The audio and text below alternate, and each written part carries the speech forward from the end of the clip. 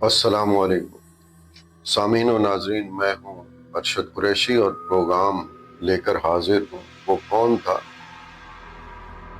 اور آج ہم اس میں وہ واقعہ بیان کریں گے جو ہمارے ساتھ پیش آیا، اور یہ واقعہ ہے 2000 کی دہائی کا۔ ہمارا دفتر جو کہ میکلو روڈ پر واقع تھا، اور کافی زمانے سے اس کو تھا کہ یہ دفتر حیدرآباد شفٹ کر دیا جائے گا، حیدرآباد چلا جائے گا، امپلائی کو وہاں جانا ہوگا، اور پھر کسی نہ کسی طریقے سے کوئی سورس سے یا کسی MNA وغیرہ کی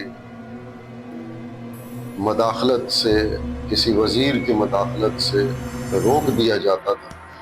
لیکن یہ سلسلہ 80 کی دہائی سے چل رہا تھا کہ اس دفتر کا صدر دفتر کراچی میں نہیں، بلکہ کیونکہ یہ صدرن کا ہے تو اس کو حیدرآباد میں ہونا چاہیے۔ بالآخر ایک وقت ایسا آیا کہ یہ حتمی فیصلہ کر لیا گیا کہ ہمارے دفتر کو حیدرآباد میں شفٹ کر دیا جائے گا۔ انہی دنوں میرے پاس دفتر کی جانب سے دی ہوئی ایک موٹر سائیکل تھی، اور اب یہ بڑی پریشانی تھی کہ ظاہر ہے ایک پورا سیٹ اپ فیملی کا کراچی میں ہو اور پھر آپ کا حیدرآباد ٹرانسفر ہو جائے تو پوری فیملی اپسیٹ ہو جاتی ہے، اور خاص طور پہ جب آپ کے بچے چھوٹے ہوں اور پڑھ رہے ہوں۔ تو اسی طرح ہم اور ہمارے جو دوست تھے احباب، وہ بھی کافی پریشان تھے۔ تو ہمارے گھر کے قریب یہاں جو لوگ لنک روڈ سے جاتے ہیں حیدرآباد وغیرہ، ملیر ہارٹ یا ایئرپورٹ سے لنک روڈ، وہ بہتر جانتے ہیں کہ جہاں آج کل ملیر کینٹونمنٹ کی ٹرننگ پہ جو ٹینک چوک کہلاتا ہے، پہلے ٹینک، اب تھوڑا سا ٹینک چوک آگے کی طرف چلا گیا، یعنی ملیر کینٹ والے روڈ کی طرف چلا گیا۔ پہلے یہ ٹینک ایگزیکٹ انہی 4 روڈوں کے درمیان میں رکھا ہوا تھا، یعنی جب آپ ملیر ہارٹ سے آئیں گے تو آپ کو ٹینک چوک کی چورنگی سے گھوم کے لنک روڈ پہ جانا ہوگا، یا پھر اگر سیدھے ہاتھ کی طرف جائیں گے تو کینٹ کی طرف جائیں گے، یا پورا آپ یو ٹرن لے لیں گے تو آپ واپس ملیر ہارٹ کی طرف یا کاظم آباد اور ماڈل کالونی کی طرف آئیں گے۔ تو یہ ٹینک پہلے اس جگہ پہ رکھا ہوا تھا، بیچ روڈ پہ۔ اب تھوڑا سا اگر آپ لنک روڈ کی طرف جا رہے ہیں تو سائڈ پہ کر دیا ہے جب سے یہ لنک روڈ بنایا گیا۔ تو یہاں پر جہاں اس وقت جنسوائے ریسٹورانٹ اور الپائن جلیٹو آئس کریم کی جو ہے، اسی جگہ پر یہاں جھاڑ جھنکار جنگل اس طرح کا تھا، اور اس طرح کی چہل پہل نہیں تھی جیسے آج کل ہوتی۔ تو اکثر لوگ شام کو یہاں آ کے بیٹھ جایا کرتے تھے، جو ایک باؤنڈری فٹ پاتھ کی تھی اس پر آ کے بیٹھ جاتے تھے۔ اس کو اکثر کاظم آباد میں پلیا بھی کہتے ہیں کہ پلیا پہ بیٹھے ہوئے ہیں، کیونکہ نیچے برساتی نالا ہے اس کی، بالکل جنسوائے اور الپائن جلیٹو کے۔ تو میں اور میرا ایک دوست، ہم پریشانی کے عالم میں، وہ آیا کہ ارشد بھائی کیا کیا جائے، یہ تو بڑا مسئلہ ہو جائے گا۔ تو ہم وہاں جا کر بیٹھ جاتے تھے اور وہاں پر آئندہ کا لائق عمل طے کرتے تھے کہ ہمیں کرنا کیا ہے، ٹرانسفر اپنا کس طرح رکوانا ہے یا حیدرآباد جانا ہے۔ تو تقریباً جب سے یہ سلسلہ ہوا تو تیسرا چوتھا دن تھا، وہ آتا تھا میرے پاس۔ وہ یہاں سعود آباد کی طرف رہتے تھے اور میں یہاں تھا جہاں PIA کا جہاز گرا تھا گزشتہ سالوں میں۔ تو وہ مجھے بولتے تھے اور میں وہاں چلا جاتا تھا، اور وہاں بیٹھ کے پھر ہم چاہتے تھے کہ گھر والے بھی ہماری باتوں کو نہ سنیں، کیونکہ وہ اور زیادہ پریشان ہو جائیں گے کہ حیدرآباد کا ٹرانسفر یہ۔ تو ہم اسی جگہ کا انتخاب، اور وہاں بہت سے لوگ بیٹھے رہتے تھے۔ وہ دن ایسا تھا کہ وہاں لوگ کم تھے اور ہم قدرے دیر سے لیٹ نائٹ گئے تھے، تقریباً کوئی لیٹ نائٹ کہہ لیں کہ یعنی عموماً لوگ مغرب کے ٹائم بیٹھ جاتے ہیں، ہم اس دن شاید 9 بجے کے قریب وہاں شعیب آئے تھے اور ہم وہاں بیٹھے تھے، اور پھر ہم یہی بات چیت کر رہے تھے کہ کیا کرنا ہے اور کیا نہیں کرنا۔ تو اب تو بہت لائٹ وغیرہ ہوتی ہے وہاں، پہلے کوئی بھی اسٹریٹ روڈ لائٹ وغیرہ کچھ بھی نہیں تھی، اور نہ ریسٹورینٹ تھے، بالکل آگے جھاڑ جنگل ٹائپ کا تھا۔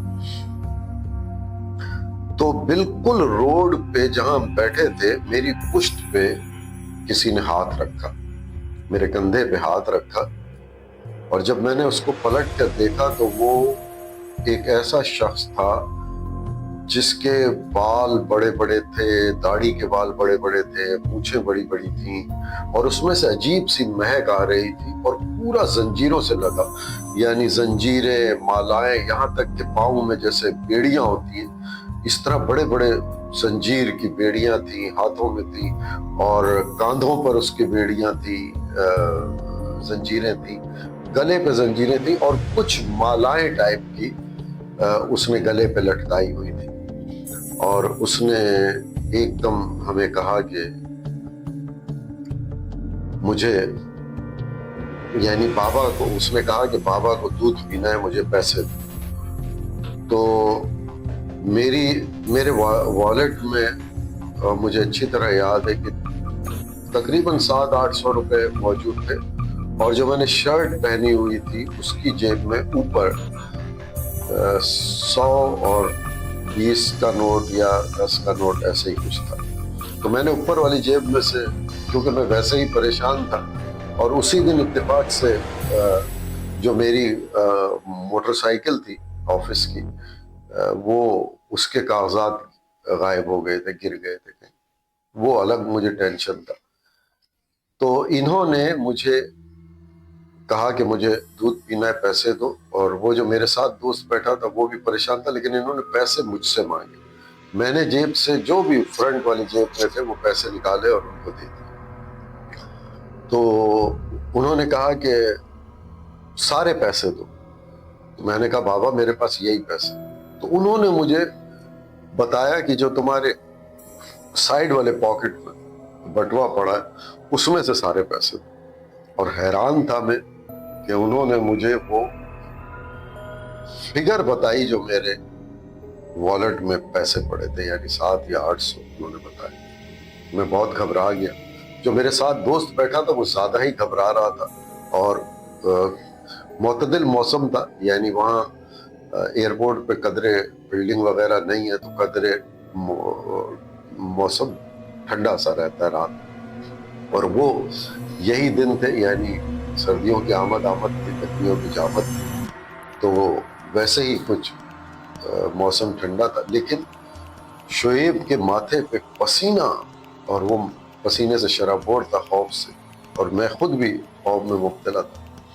بہرحال میں نے وہ پیسے نکال کر انہیں دے دیے، سب تمام پیسے دے دیے، اور وہ بڑے زور سے آسمان کی طرف دیکھ کر کہا مارا، ہنسے، اور کہا کہ پیسے پہ جھوٹ بولتا ہے، یہ پیسہ ہاتھ کا میل ہے۔ اور انہوں نے وہ تمام نوٹ جو ہے وہ اس طرح، پتہ نہیں کیا تھا، وہ جادو تھا یا کیا تھا، انہوں نے نوٹ لے کے ایسے مسلنا شروع کیا، اور ان کی دونوں ہتھیلیوں کے درمیان سے ایک بھربھری سی نم سی مٹی نکلنا شروع ہو گئی۔ ہماری گھبراہٹ اور بڑھ گئی کہ یہ کیا ہے، اور اس کے بعد انہوں نے 1-2 قدم پیچھے کی جانب کیے، ہم سمجھے وہ جا رہے، تو چپ تھے ہم، میرے ہاتھ میں والیٹ تھا، وہ میرے ہاتھ تھوڑے سے وائبریٹ کر رہے تھے خوف سے، تو وہ اور ہنسنے لگے جو بھی تھے، اور انہوں نے کہا کہ پیسے کے لیے جھوٹ بولتا ہے، پیسہ ہاتھ کی میل ہے، اور یہ دیکھ میں نے ہاتھ پیسے کو یہ کر دیا۔ اور پھر اس نے وہی مٹی جو گری تھی وہ اٹھائی، اور اس طرح اس نے کچھ کیا، اور ہتھیلی میں سے مجھے وہی نوٹ جو میرے تھے وہ نکال کے دے دیے۔ وہ میں نے نوٹ والیٹ میں رکھ لیے۔ پھر انہوں نے مجھ سے کہا کہ 100 روپے دے، پھر میں نے ان کو 100 روپے دیے، انہوں نے 100 روپے کو 2-3 تہ میں کیا اور اس طرح دانتوں سے 3 جگہ سے چبا کے مجھے دے دیا اور کہا کہ یہ نوٹ اپنے پاس رکھنا، اور جس لیے تو پریشان ہے وہ چیز مل جائے گی، اور فیصلہ وہی ہوگا جو اللہ تیرے حق میں بہتر کرے گا۔ یہ 2 چیزیں، اور میں واقعی پریشان بھی تھا، اور میری ایک چیز موٹر سائیکل گم گئی تھی، اور میں آفس کے ٹرانسفر ہونے کی اور اپنے تبادلے کی وجہ سے بھی پریشان تھا۔ شعیب کو انہوں نے کہا کہ تو پاک صاف رہا کر، بار بار غصے سے کہا کہ تو پاک صاف رہا کر، اور مجھے کہا کہ تو جو کام کرتا ہے وہ کرتا رہے، پیسہ کچھ نہیں ہے، اس پیسے کو، یہ نوٹ کو سنبھال کے رکھنا۔ اور پھر وہ انہوں نے 2-3 قدم لنک روڈ کی طرف کیے، اور ہماری ہمت نہیں تھی کہ ہم اسے دیکھیں کہ وہ کہاں جا رہے ہیں۔ آواز آ رہی تھی چلنے کی، صرف 4 قدم کے بعد ان زنجیروں کی آواز ختم ہو گئی، اور ہم نے ہمت کر کے جب دیکھا تو ہمیں کوئی بھی شخص وہاں جاتے ہوئے نظر نہیں آیا۔ ملیر کینٹ کی طرف اکثر کچھ ایسے شخص نظر آتے ہیں تو ایک جاسوسی کا گمان بھی گزرتا ہے۔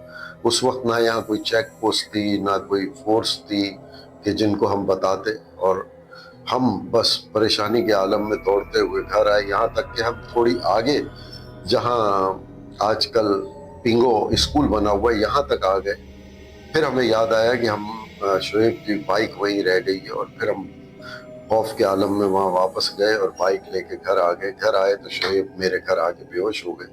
جب میں والد، والدہ تھی، بھائی تھے، انہوں نے جیسے ہی میں گھر میں گھسا انہوں نے کہا تمہارے اندر سے ایسی خوشبو کیسے آ رہی ہے؟ میرے اندر سے بہت خوشبو آ رہی تھی، حالانکہ انہوں نے مجھے ٹچ نہیں کیا تھا، صرف کاندھے پہ ہاتھ رکھا، لیکن شعیب کے اندر سے بھی بہت خوشبو آ رہی تھی، ہمارے پاس سے بھی بہت خوشبو آ رہی تھی۔ ہم نے نہایا بھی، اور اس کے بعد بھی وہ خوشبو ختم نہیں ہوئی۔ اور دوسرے دن صبح ہم جب جاب پہ گئے تو بہت پریشان تھے، اور پھر ہم نے ایک بزرگ تھے، امام تھے مسجد کے، ان کو یہ واقعہ بتایا تو انہوں نے ہمیں منع کیا کہ بس اب جو ہوا سو ہوا۔ انہوں نے پوچھا کہ تم کیا کام کرتے ہو، تمہیں کیا لگا وہ کیا کام کہہ رہے تھے کہ کرتے رہو؟ میں نے انہیں بتایا کہ میں ایسا ایک کام ہے وہ کرتا ہوں۔ تو وہ بہت اچھا ہے، انہوں نے کہا یہ تو بہت اچھی بات ہے، یہ کرتے رہو۔ شعیب سے پوچھا تو انہوں نے کہا کہ پاک صاف تو وہ تھے، شعیب کے کہنے کے مطابق وہ پاک صاف ہی تھے، لیکن انہوں نے جو بھی بابت ہے انہوں نے کہا تھا پاک صاف رہا کر، اور مجھے یہ 2 جملے کہے تھے۔ تو وہ کون تھے کچھ نہیں پتہ لگا، لیکن اتنا تھا کہ وہ نوٹ ان کے کہنے کے مطابق جہاں میں پیسے رکھتا تھا میں نے اپنی بیگم کو کہا وہاں رکھ دو، اور وہ نوٹ کافی عرصے تک رہا۔ اللہ جانتا ہے کہ جب تک وہ نوٹ رہا پیسے کی کبھی بھی شارٹیج نہیں ہوئی۔ پھر اچانک 3 سال یا 4 سال کے بعد وہ نوٹ غائب ہو گیا۔ میں نے بیگم سے پوچھا کہ وہ نوٹ کہاں چلا گیا؟ انہوں نے کہا نوٹ یہی تھا جہاں ہم رکھتے ہیں، ہو سکتا ہے غلطی سے کسی کو دے دیا ہو، لیکن وہ جس جگہ پہ نوٹ رکھا تھا وہ سیپریٹ کر کے رکھا تھا کہ یہ نہ کسی کو دینا ہے اور نہ کوئی سامان وغیرہ کی خریداری میں استعمال کرنا ہے۔ لیکن 3.5 سال کے بعد غالباً وہ نوٹ غائب ہو گیا۔ الحمدللہ اس نوٹ کے غائب ہونے کے بعد کوئی پرابلم تو نہیں آیا، لیکن وہ نوٹ اچانک غائب ہو گیا۔ اور وہ بابا کون تھے، کیا تھے، ان کو کیسے پتہ لگا کہ ہماری جیب میں کتنے پیسے، ان کو کیسے پتہ لگا کہ میری کوئی چیز گم گئی ہے؟ اور ہاں انہوں نے کہا کہ جس چیز کے لیے تو پریشان ہے وہ تجھے کل مل جائے گی۔ اور حیرت ہے کہ دوسرے دن آفس میں ایک صاحب کی کال آئی کہ مجھے یہ چیز ملی ہے اور آپ یہ لے گئے، اور وہ ہمیں مل گئی، اور ہمارا تبادلہ بھی کراچی میں ہی ہو گیا، اور کوئی مسئلہ بھی نہیں آیا۔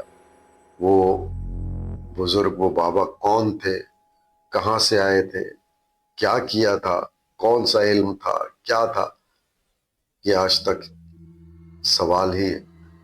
اور میں اس لمحے کو، اس واقعے کو جب بھی یاد کرتا ہوں، ان بابا کی شکل مجھے آج تک یاد ہے، تو تھوڑا سا خوف زدہ ہو جاتا ہوں۔ اب تو بڑی چہل پہل اس جگہ پہ ہوتی ہے، لیکن کبھی کوئی یار دوست آ جاتا ہے اور وہاں بیٹھنا ہوتا ہے تو یہ واقعہ مجھے ضرور یاد آتا ہے. انشاءاللہ تعالی پھر ملاقات ہوگی کسی واقعے کے ساتھ. اپنا خیال رکھیے، اپنے پیاروں کا خیال رکھیے، اپنے ارد گرد رہنے والے ان لوگوں کا ضرور خیال رکھیے جن کا خیال رکھنے والا کوئی نہیں. فی امان اللہ.